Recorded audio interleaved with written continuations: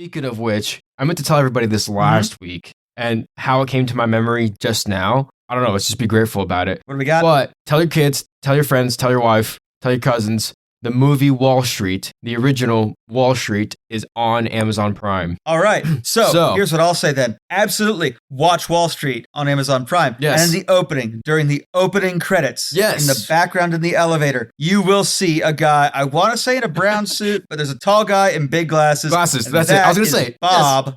And that is my friend. stepdad. And that is the guy who's upset about the fact that he's getting bumped into. Oh, yeah, it's right behind Charlie Sheen. Right there. Right behind him with the glasses and the newspaper. That's dude, Bob. Oh my gosh, dude. I don't know why he didn't win an Oscar over Michael Douglas. What the?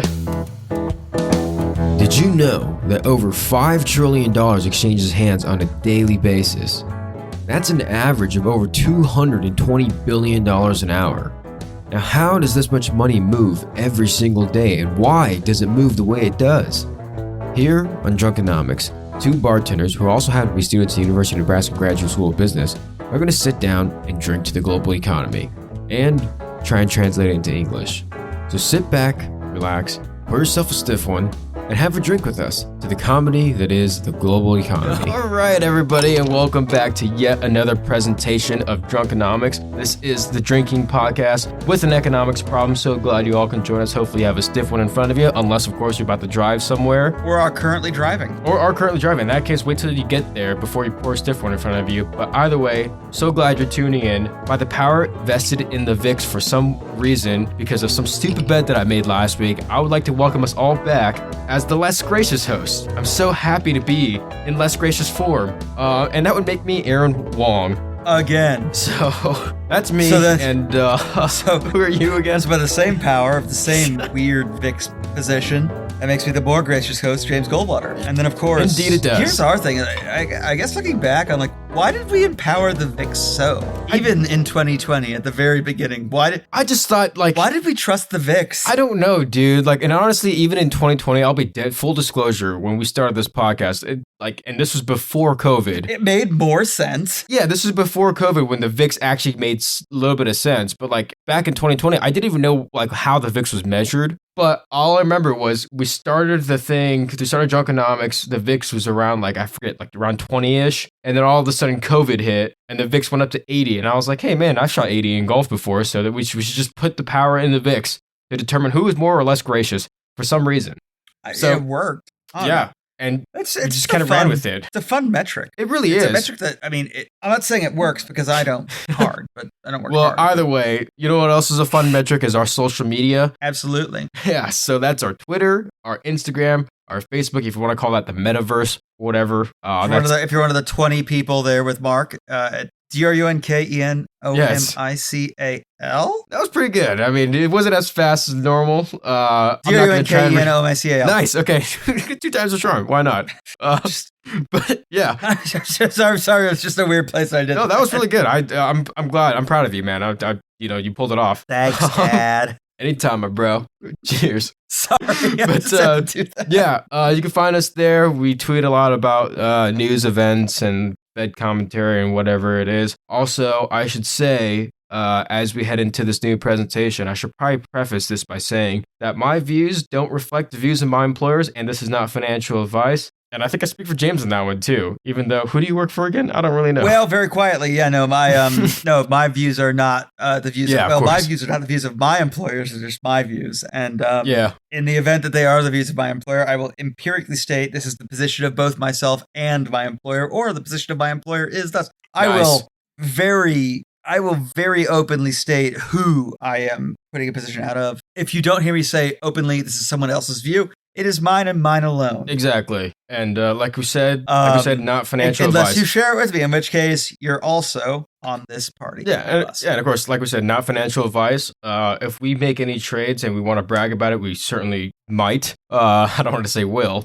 Yeah, if I take a position and then I discuss the position, it is my position that I empirically state what my position is. And when you got in and what your and time frame. And when I get in and to what extent I will take it. Exactly. And speaking of which, the reason why, let's delve into why you are more gracious and I am less gracious, is because I made a stupid bet last week that I thought the VIX was going to reach 35 because for some reason I just saw too many red candles on the daily trading chart of the VIX. The VIX, that's the volatility index, the daily trading chart. The daily candles, that basically means each candle on a chart for the VIX represents one trading session. So the range, open, high, low, all that kind of stuff. I thought that it was going to, kind of do some sort of reversal and go up to 35. And I was wrong. But at the same time, I wasn't too wrong. Because it was 29.85 today at close. That's actually, I don't understand why it's so. Well, I don't understand why the U.S. markets are doing what they're doing right now. And I don't understand why the VIX is so confident. I'll tell you why. You will? I'll tell you. Please, sir, I'd like some more. Yeah. But this is just a pure complete guess. One, the VIX trading was up last week, and for some reason, did you see on Friday? Okay, so Friday the market shot up.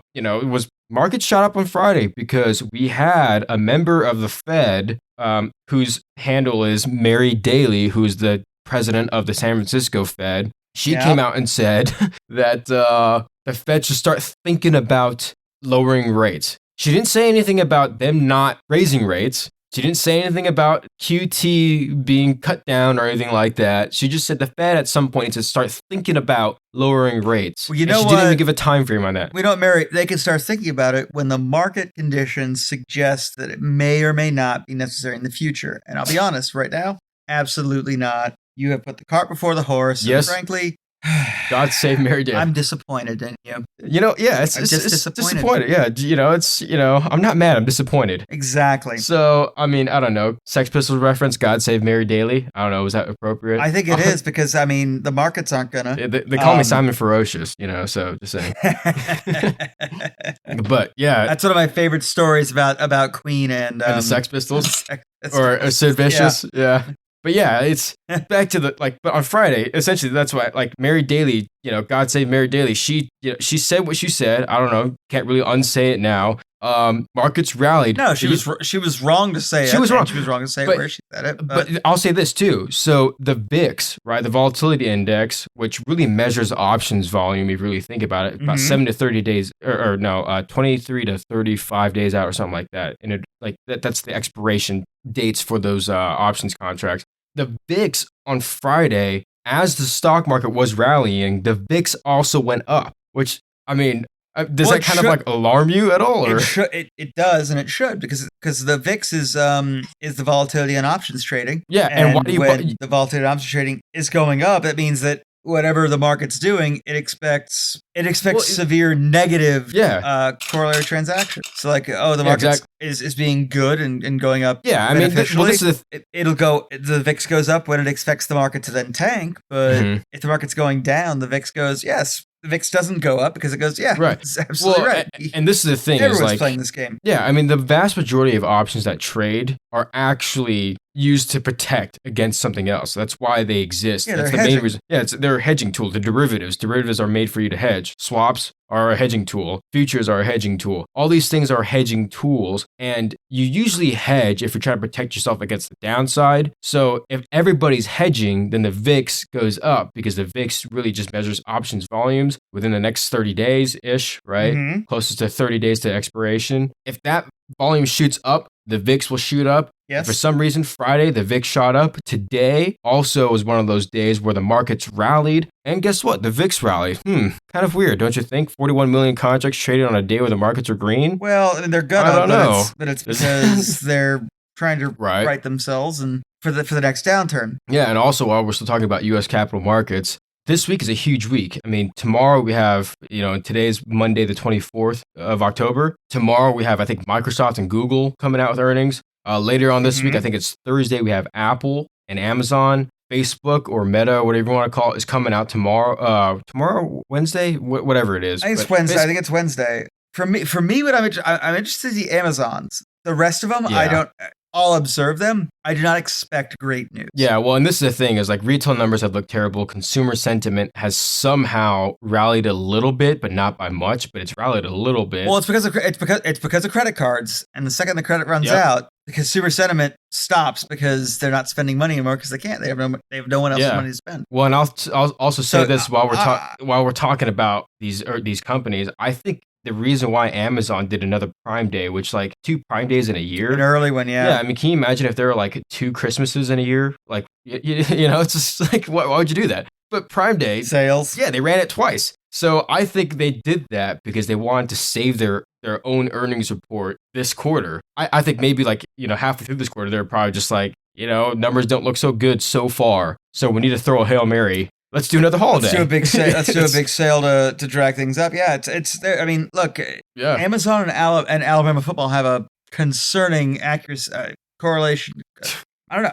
Look, as I look at it, I think anyone who's like, "Oh, Amazon's going to do really poorly this sale, this quarter," my response is, "Yeah, they might. They're not going anywhere. Yeah, their business model hasn't been utterly destroyed. The real problem is I look at the rest of the world and I'm like, whoa, hang on. Yeah, oh, yeah, no, things are bad. Yeah, really bad.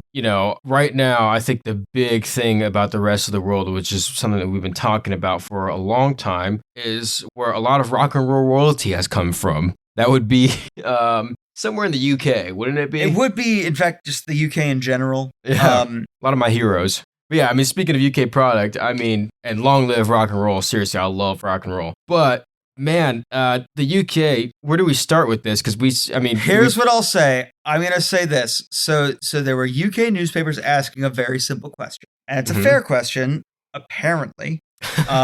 What lasts longer, a head of lettuce or Liz Truss? Or Liz Truss Prime Minister? Yes. And the answer is a head of lettuce. Exactly. So, and I'll be honest, I heard her speak. I watched her avoid Prime Minister's questions and not in any way, shape, or form lead the United Kingdom. Yep. Hide in every way she could. Yep. And I went, that makes sense. The lettuce, at least the lettuce is out there doing its job. Well, and from there, let's talk about this, because last week you said, and I have it on record, in our last week's episode called Never Mind the Bollocks, which was named after the great Sex Pistols album, the fantastic Sex Pistols album. Mm-hmm. It's seriously, I can't labor that point enough. It's such a great album. It is. It's Never Mind the Bollocks. Never Mind the Bollocks, yeah. It's such a great album. But anyways, you said last week that you would be surprised if she survived October, yeah. Exactly. And guess what, dude? She didn't, dude. How did she didn't? You were on the money on that. No, it's because I heard her. So first off, her first problem is that she has no idea how an economy works. Mm-hmm. She does. Well, I mean, she has no basis in you it. investigated her educational history. So what was that all about? I did. So she went to Oxford. Yeah. Oxford? So Liz Truss is and I'm not trying to knock Oxford down. Of course not. God, no. School. Yeah, Oxford's so amazing. She got her bachelor's at Oxford. Yeah, so she got a BA at Oxford at Merton College. Yeah, okay, so Oxford, but she got her BA there.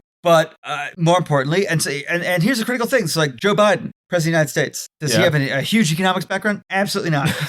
But he does have Janet Yellen. Yeah. Janet Yellen, Treasury Secretary. She has an economics background. Yes. Who did Liz Truss pick to be her economics background? She picked Kwasi Kwarteng. And what was his educational background? So he has a PhD in economic history. His focus for dissertation was on the coinage crisis of 1695. Oh wow! So actually, what it boils down to is he wrote his doctoral dissertation on a historical economic issue in a high inflation environment. And then he became the Chancellor of the Exchequer, which is Janet Yellen's equivalent in the UK. But yeah, exactly. And he ignored anything he ever wrote about. He decided, I know I wrote these papers. I know that's how I can call myself PhD. But let's ignore that and do another thing. Yeah. And so that's how we got to the mini budget. And so what's really wild is that before mini budget, you have the Tory party, the Conservative Party of the UK's leadership runoff, and you have Liz Truss versus Sunak. Rishi Sunak. Gosh, it's so hard to say his name after 5 shots of Irish whiskey. A few drinks, yeah, no. And the worst part is I'm looking at it, it's Rishi Sunak. But her versus Rishi Sunak. And Rishi Sunak, he also got a degree at Oxford, and then he got his MBA at Stanford, right? Got an MBA at Stanford, yeah. So he but he was the Chancellor of the Exchequer when Boris Johnson was Prime Minister. When Bojo was now look, I'm not saying Bojo was the epitome of great leadership, but I am saying that Sunak has a background in economics. But that's also in modern economic theory, not a history of economics. Exactly. So that's what I was going to say. So a couple of things I was going to say off of that was one, Kwasi Kwarteng obviously, I mean, I'm not going to diminish his, smartness or whatever you want to call it. Fair enough. I will. Fair enough. He's got a PhD. Because that's true. He got his PhD, but either what he wrote was bollocks or what he wrote was brilliant and he chose to ignore it now.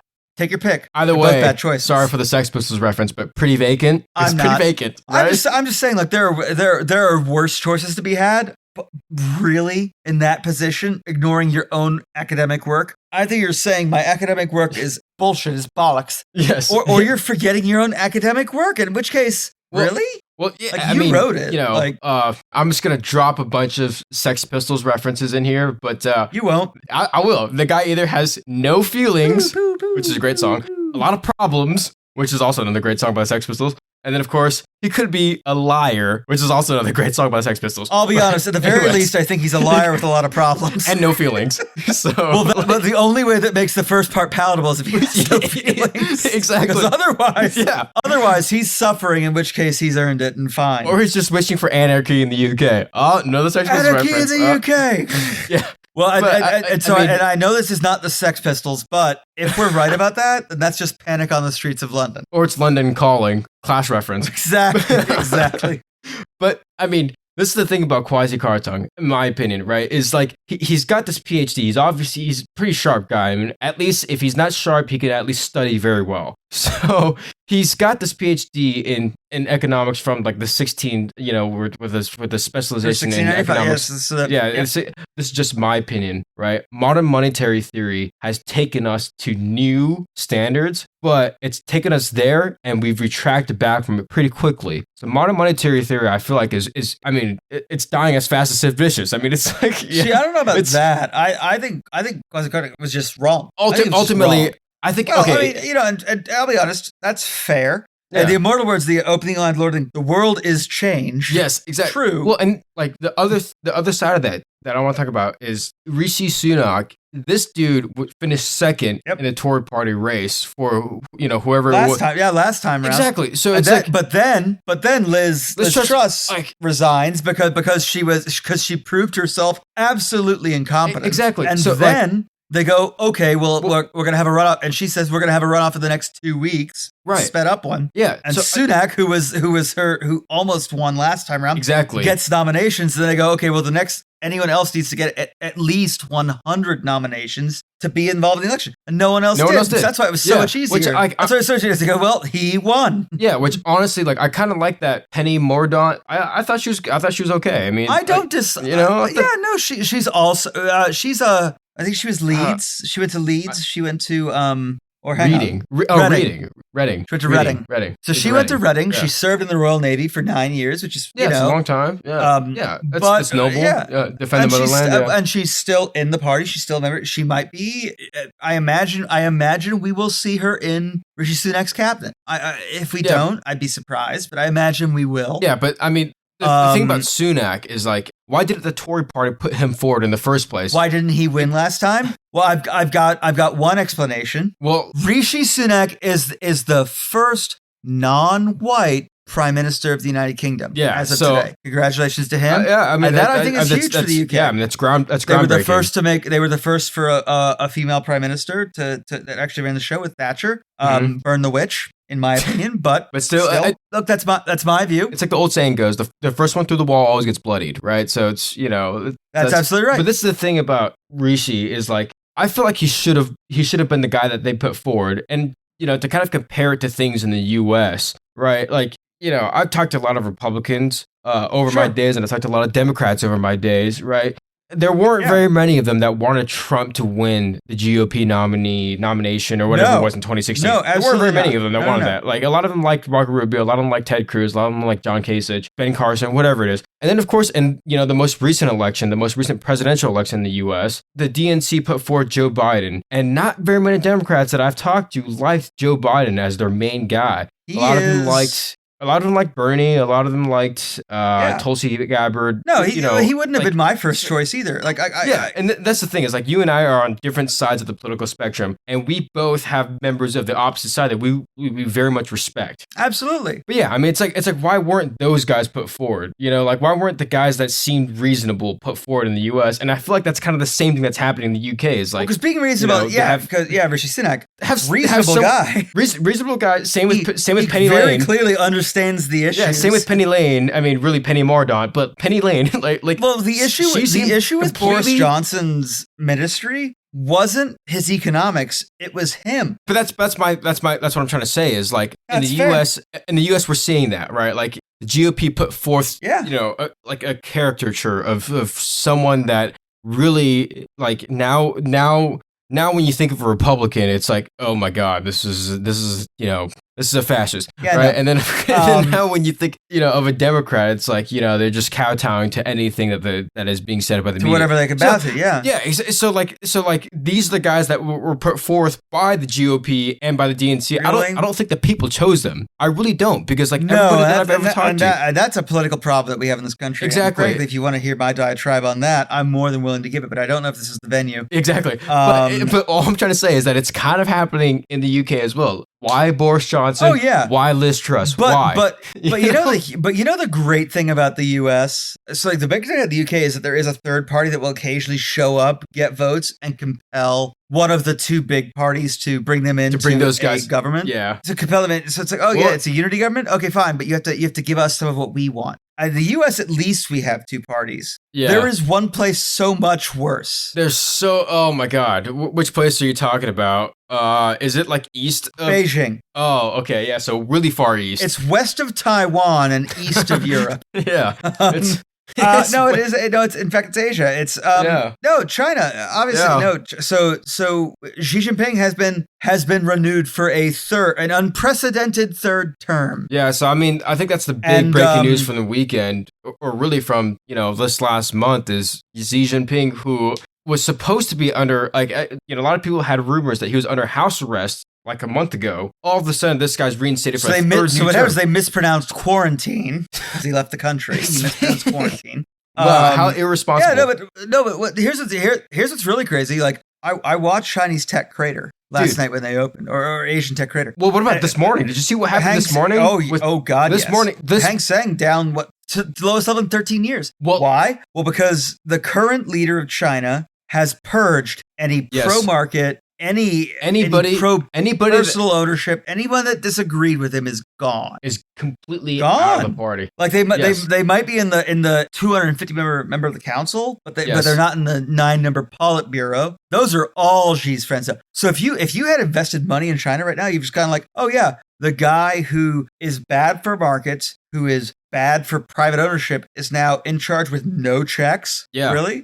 Oh yeah, I'm gonna leave my money here. Mm-hmm. Absolutely not. I'm selling right now, and I'll buy back my own position for less money as long as I can get money offshore. I don't know about that, but I will say this. So anybody that had any sort of opposition towards President Xi Jinping is under, another Sex Pistols reference, submission. So close scrutiny, if you will. Yeah. Look, I said submission because of the Sex Pistols. We watched Sunday. Yes. No. Absolutely. I know what you meant. we watched Hu Jintao, the previous premier of China, was physically removed from the last meeting. Do you want to know something crazy about that? The crazy thing is he's been very sick since 2015. Very clearly, he has been unwell physically. He's dying. And they still took the effort to remove him physically. Yeah, so literally, and he looked at Xi Jinping, like you could see it very clearly. He looked at Xi Jinping. It was like, why are they doing this? I mean, I don't know. Like you could, there were no, why? Yeah, there were no, why is that? There were no hot mics. And then reached over, tapped him on the arm, said something to him, and then Xi just nodded at him. And then two guys wearing masks pulled him off,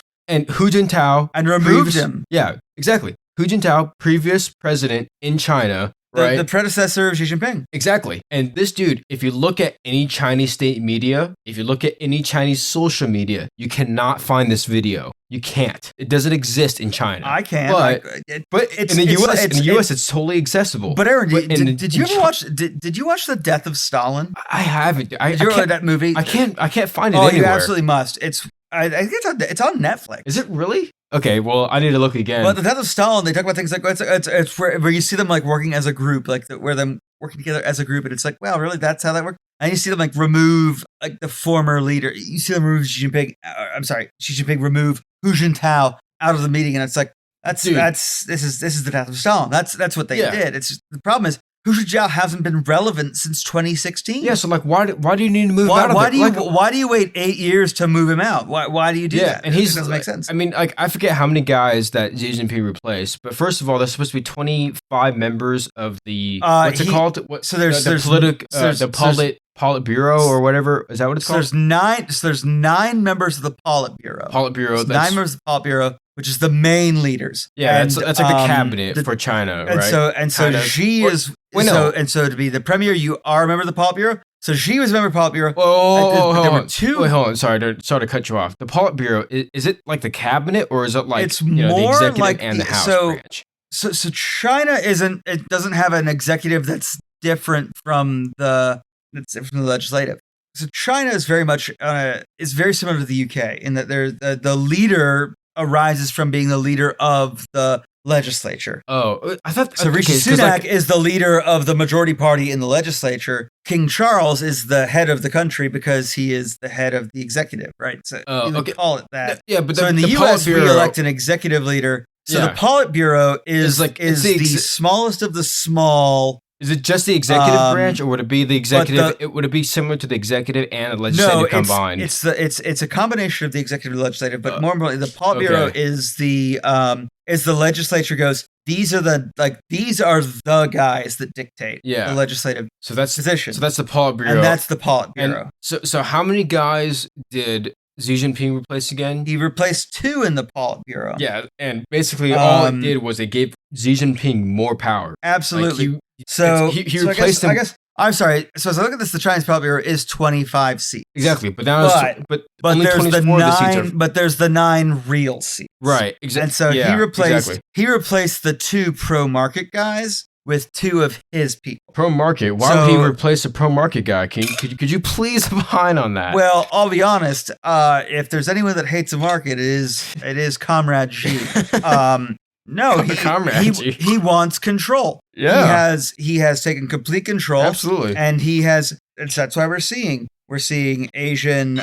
We're seeing Chinese tech failing. We're seeing Chinese property market failing. Well, but if you look at it's because anyone who wants to invest in a Chinese market is now going, oh wow. Anyone that wants to protect an economy is based on personal property rights, and the second you kick everyone out that would defend my personal property rights, I go, I am very disinclined to invest in your position. And I'll say this. So so one of the big ETFs that holds a lot of the Chinese stocks is like the Invesco Golden Dragon China ETF. That this morning was down 20%, and during the trading session, it tanked even more. So just in case you're wondering how the U.S. feels about China, but this is because it's not even the U.S. It's anyone. Right. Because you see. So what we're seeing is that China has historically. So the United States had a precedent of you're only president for 2 terms, and that precedent came from George Washington. So George Washington was president for 8 years, and at the end of 8 years, when it came up for the 3rd election, he said, "No, I'm done. I'm going back to Mount Vernon. I intend to retire. I'm just gonna chill, drink some bourbon, and I'm done. I'm gonna go home. I'm gonna go home. I'm tired of being president." Yeah, and that's how we got John Adams as president, who was the vice president for George Washington and became the president. Yeah. We had a very different electoral system historically, which was to say that historically in the United States, the person that got the most electoral votes became president, and the person that got the second most electoral votes became the vice president, and a tie-break in the Senate. So, holy cow, is there a reason that should have changed? Yes. Is there a reason that actually may have made things slightly better? Also, yes, but not what we're dealing with. No feelings. It wasn't until Ulysses S. Grant, the 18th president of the United States, that we saw a first candidate who tried to run for a 3rd term. But his 2 terms as president were so corrupt. Not him, but his administrations he was surrounded by so many corrupt people. He was the most honest guy in the world. He couldn't conceive of dishonesty, yet everyone around him was dishonest. Yeah, so it's like, and so he was essentially told, "You can't run again," and so he didn't. And so he didn't run for a third term. So we got all the way to FDR, who did run for a third term successfully, and then a fourth term also successfully. And it was only then that the United States went, well, you know what? Precedent only goes so far. We now have laws that say you can only be president of the United States for 10 years. Yes. So you get 2 years as an up-jumped VP. Yeah, so like if you're and so then now 2 elected terms. Yeah, so now if you're vice president and for some reason the president can't do his job anymore, there's a slew of reasons why. Whether it's 25th Amendment or they die and you take the office. If you take the office for 1 year, 11 months, and 29 days, you could still run for 2 years. For 2 additional terms after that. Right. Exactly. So total of 10 years, you can be the commander in chief. You can be in office for 10 years. In China, it's not like that. In China, it's just well, it was. You could have 2 terms. Well, Hu Jintao was a little bit more democratic. Hu Jintao was a little more democratic, right? I mean, which is a weird thing to say because he was still not a little more communist, which is weird. I mean, in the U.S. he wouldn't be very democratic at all, but in absolutely China, not. Yeah, you're right. In China, he was pretty left-leaning liberal, but no. Okay. So Xi Jinping. They had changed the laws in China so that he could run for a third term. He ran. He was reelected. The party of his friends decided for a third term. That's our guy. And so now he is back in it. Yeah. And if you want to know why other Asian markets are tanking, it's because there's a guy who, during his main party speech, as he was being essentially reelected as a dictator, said, "I will not rule out force to bring the wayward province of Taiwan back into China." Yeah. Other things like that. I mean, basically, I hate to bring a sour note into this presentation, but this is not good. It's not. One always wants opposition. If you're unopposed at all times, you begin to forget. Absolutely. And you forget what is the correct thing to do. Well, I mean, it's kind of like sports. I mean, like anybody that has ever played a sport knows that, like, if you play a sport and you're competing against somebody, it's gonna make you better, right? Like if you're a good wide receiver, absolutely, and you're competing against a good defensive back or a good safety or linebacker or whatever it is, like it's gonna make you better. It's going to make you understand coverages better, all that kind of stuff. It's kind of like me growing up as a golfer. Like, I competed against good golfers. Yeah. And so I got learned better, when to drive a shorter shot and then go again with a different driver. Or a different different approach. Yeah. I mean, it's like I didn't get better at golf from someone telling me how to hit the ball. I got better at golf because I competed against better golfers. That was it. I swear to God, that was it. Nothing changed from my sophomore to junior year when I was in high school. Like nothing changed. I just got better because I competed against better players. I didn't become a better rugby player by exactly. I became a better rugby player by I was going to say that by getting tackled, by playing against people and going, oh wow, that's okay. And that's what we can do that. Yeah, you have to outrun different guys, right? So like when you got better, you had to outplay different guys. So it's like I had to learn to read someone else. Exactly. Yeah. So, but that's the thing with China is like if you don't have to run against anybody, if Xi Jinping doesn't have to run against anybody, he can tank China's economy into the ground. It's like, it doesn't matter. As he is currently doing. As he's currently doing, yes. But it's for his benefit. It doesn't matter, right? Like, he's still in charge. But who's going to challenge him? Who's going to challenge him? Right? He's got no one right now. Exactly. He's got no competition. So he doesn't have to create the most beneficial economy for his people. Yeah, he's got nobody. That's because he does though. It's because the Chinese Communist Party has an agreement with the people of China, which is to say, we will improve the quality of life for you if you let us have this control. If you control, have historically said, yes, you can have that if you improve our quality. Now the problem is he controls the CCP. The quality of life is no longer improving, and so it's hang on, what are you for? Why are we? This is the thing: is he controls the CCP now, right? He does. He's got all these loyalists. Everybody in the Politburo is a Xi Jinping loyalist, so or at least not an enemy. Exactly. Nobody's going to oppose him. Nobody's going to oppose him, and because of that, he can do whatever he wants. He can take Taiwan by force. He can take on warfare. Who's he going to declare war? Guess what? Well, Taiwan would be his. The thing is, it doesn't matter because you have to serve the man in charge. I mean, I don't know if there's going to be like a coup, which hopefully there will be one in Iran for gas prices at the very least. I mean, coups are violent, so like I'm not hoping for. Hopefully, it's a peaceful coup, but anyways, I digress. But in China, like it's like if you're serving the Chinese government, if you're on the Chinese government payroll, it's like like your hands are completely tied. You can't oppose the man in charge because everybody that's in power is on his side. Yeah. Well, because all the mechanisms of power are there. Yeah. And that's exactly. That's the problem with the fact that you bring him back for a third term. You bring him back for a third term. He was bad for markets. He was bad for the economy. And then terrible. You bring him back and you purge the pro-market, the pro-economic people out of it. It's like, wow, really? This is all right. I've never seen an arsonist at a no fire weekend, but I have a feeling that it's not going to go well. Yeah. And, and this is the thing is like, so not too long ago, earlier today, as a matter of fact, Taiwan released a statement saying the financial minister says that they're going to need to diversify away from China. Their reasoning, they have to. Exactly, but the reasoning behind it was COVID, which we can both call BS on that. Because Beijing's no COVID policy is damaging to economics. It shuts down the place. It absolutely is, but that's I know why is this? It's because the Chinese vaccination doesn't work. And so they have to. They don't have a. But I think, in all honesty, I think Taiwan, they're saying this statement because they want people to still invest in Taiwan. Because if I was the Taiwanese president, that's what I would want, right? I want foreigners. Taiwan's a much safer investment. Exactly. If I was the president of any country, I would want foreign investment like crazy, right? So Taiwan's president is obviously saying that for that reason. But they can't cite very many other reasons because they know that if they cite things like, we don't like Xi JinPing, that's not going to be good for Taiwan. Well, it's a problem, especially when Xi Jinping is saying, I'm not ruling out violence to conquer Taiwan. Exactly. Yeah, so it's a very different thing. So if you say something like that... The game. Yeah, exactly. So if you say something like, we're neighbors with China, and you piss off that economic power, it's like, best of luck to you, right?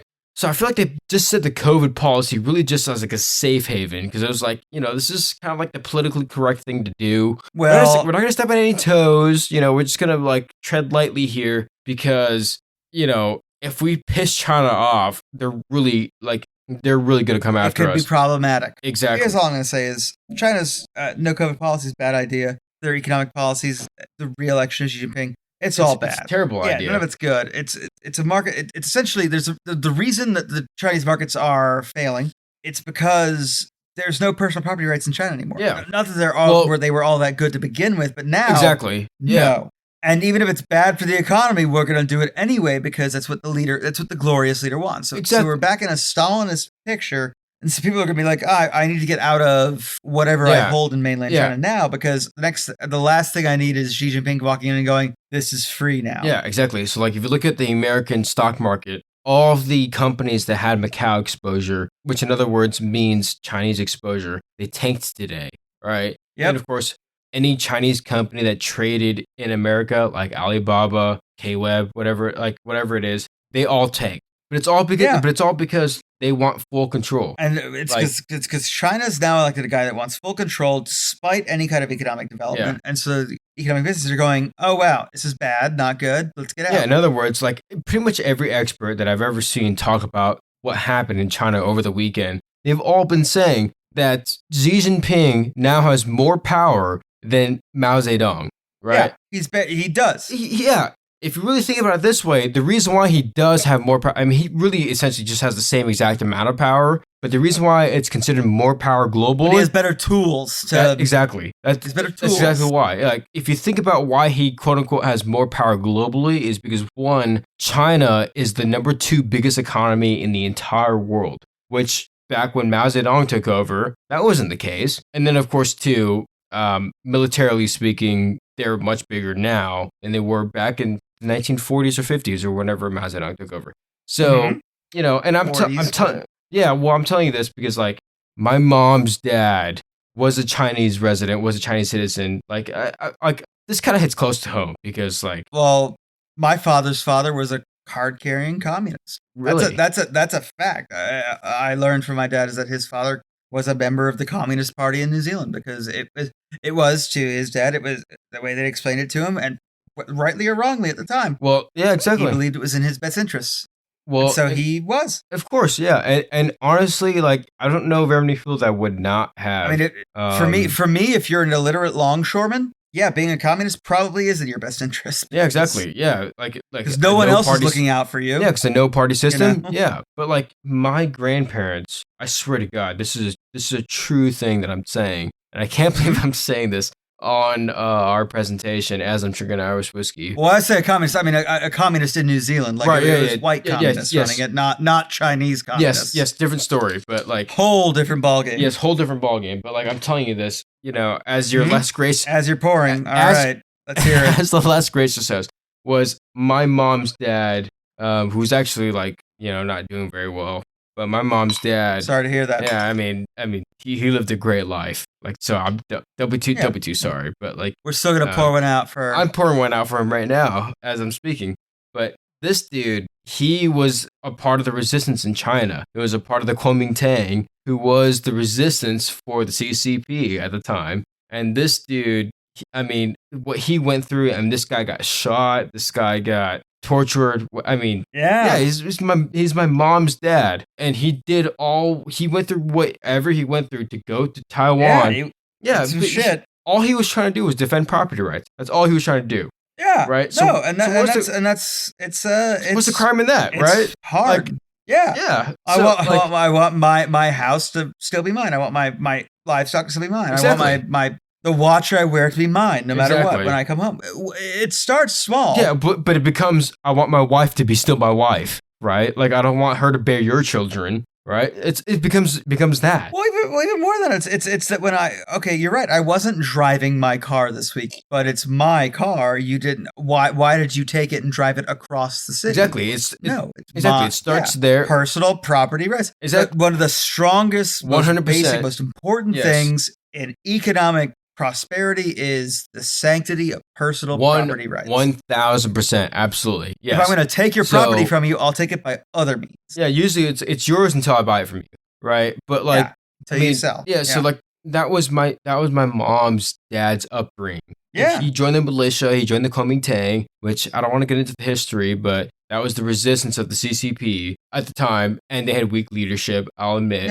but the Kuomintang lost. My mom's dad fled to Taiwan, and that's why, like, technically, I claim Taiwanese descent, even though I'm really Chinese. Because you're Taiwan, and that's Well, when China says Taiwan is Chinese, they're not wrong. They're not. They went to that province. They escaped the mainland. Yeah, exactly, because of all that. And I'll claim this just because I've been to Taiwan a million times. But Taiwan is such a beautiful country. Absolutely. It's gorgeous. I mean, it's seriously there's a reason I call it Taiwan, not Formosa. To me, it's an independent nation. And for me, when you have your own passport, you're an independent country. 100%. When your passport is recognized elsewhere, you're an independent country. Yeah, and Taiwan has its own independent passport, which China is not too fond of. So China is going to do whatever they can to take over Taiwan. Absolutely, and Xi doesn't care for the fact that they're independent. She doesn't care, right? So, like, I mean, I'm sorry to get personal on you guys, but basically, Xi Jinping is basically, he's got more power now than he did last week. But he's got more power than Mao Zedong, right? Which the reason why my mom's dad left China was because of Mao Zedong. And the only, like, really, if you think about it, the only reason why Xi Jinping has more power than Mao Zedong is because he's born when in the 50s and he's alive now, not that he was born in the teens and then 50s and the 50s. Yeah. But then really we have to say the reason that China's in good shape is because Nixon went to China and normalized relations. I mean, the man tried. I'm proud of it, but he tried, and it didn't work. Oh, no, it worked. The problem is it worked really well for both sides. Okay, fine. Like, I know Nixon didn't work, and I know the CCP isn't going to work, and I know Mao Zedong... A name that can and has been spelled 6 different ways in English. Yeah, exactly. And I know that Xi Jinping probably isn't great for the U.S. and isn't great for you, but you want to know what is great for you is a nice little Drunkenomics hoodie. I don't believe they're made in China. I mean, this is my last look. But you can wear a sweet Drunkenomics hoodie in Tiananmen Square where nothing happened if you Google it in China. Nothing happened there. Yeah, absolutely. But it'll be a great looking hoodie when you tag yourself. Tiananmen Square. Well, but either way, if you want to protest against Xi Jinping's power, if you don't like that he's got more power than Mao Zedong, which I don't. Because in many ways he's worse. Exactly. to protest against that. Check us out at drunkenomics.myspreadshop.com. That's what I've been doing. DRUNKENOMICS. And you can have the sweet sweatshirt, you can have the great mask, you can have the coffee mug, whatever you need to do to wander through mainland China or independent Taiwan. Or just in the U.S. Everyone know that you're there. Yeah, just in the U.S. if you want to play golf with a Drunkenomics. Take it to the golf course. Take it to class. Exactly, yeah. Who knows? I played golf this last weekend. It sucked, but whatever. If you already have, and here's what I'll say, if you already have too much money, if you have too much merch, too much money, you don't want to buy more stuff, you just want to... Put a tip in the tip jar. I mean, come on, help us out. Tip in the tip jar, exactly. Check us out at... this is obviously not a full-time job. You can check us out at... Patreon. Patreon.com. patreon.com/Drunkenomics. DRUNKENOMICS. Then you can drop some cash where... You can put some money where our mouths are, and more importantly, some fruit near our cocktails, some ice near our freezer. And yes, we absolutely need some more lemons in our Manhattan. Absolutely. And then you can keep us drinking in style, you can keep us dressing in class, and you can keep us, I don't know, drunkenomical, I guess. That's the easiest way to keep us drunkenomical. Well, I mean, they can help us play chess on checkers. Not brag, just say, because I mean, all week we've been bragging. Well, ever since Liz Truss resigned, we were like, didn't we call it? Did we call that? We called that. Okay, but not bragging, just saying, but we called that. Okay, but one more bet. Okay, I do think VIX above 33, end of the week. VIX above 33? 2 weeks. On November 4th?